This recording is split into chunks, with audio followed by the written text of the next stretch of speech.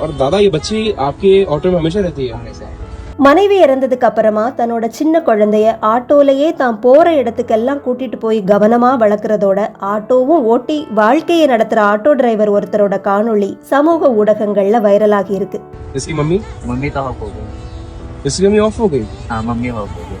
அவர் பேசுறது ஹிந்தியா இருந்தாலும் அதுல இருக்கிற அன்பு வலி எல்லாமே எல்லாரும் புரிஞ்சுக்க கூடியதுதான். சிங்கிள் பேரண்டா இருந்து குழந்தைகளை வளர்க்கறது யாருக்குமே அவ்வளவு ஈஸி கிடையாதுன்னு நிறைய பேர் கமெண்ட் பண்ணியிருக்காங்க.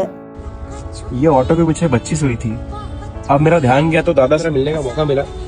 और दादा ये बच्ची आपके ऑटो में हमेशा रहती है? हमेशा। मतलब क्या है, मतलब आप पिताजी, आप पिता है इसके? हाँ मेरी लड़की है। अच्छा, और तो घर पे नहीं रखते? घर पे कोई नहीं, हम दोनों ही रहते।